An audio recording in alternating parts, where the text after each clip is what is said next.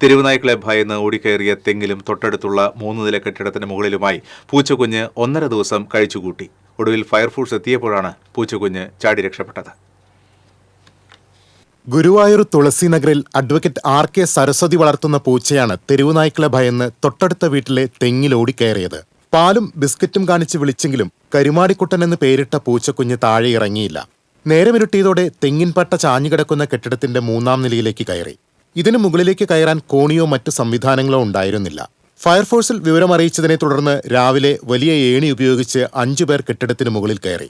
ഇവരെ കണ്ടതോടെ പൂച്ച തെങ്ങിലൂടെ ചാടിമറിഞ്ഞു. ഫയർഫോഴ്സ് മടങ്ങിയ ശേഷം സരസ്വതി ഗേറ്റിൽ ശബ്ദമുണ്ടാക്കിയപ്പോഴേക്കും കരുമാടിക്കുട്ടൻ ഓടിയെത്തി. വീട്ടിലുണ്ടായിരുന്ന 8 പൂച്ചകളിൽ 6 എണ്ണത്തിനെ തെരുവുനായ്ക്കൾ കൊന്നതായി സരസ്വതി പറഞ്ഞു. നായ്ക്കൾ ഓടിയിരുന്നു, അങ്ങോട്ട് നായ ഓടിച്ചിട്ടുണ്ടാവും.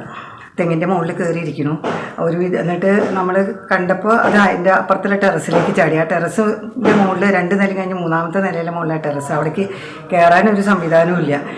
പിന്നെ ഞാൻ വൈകിട്ട് ഇന്നലെ ഫയർഫോഴ്സിനെ വിളിച്ചു.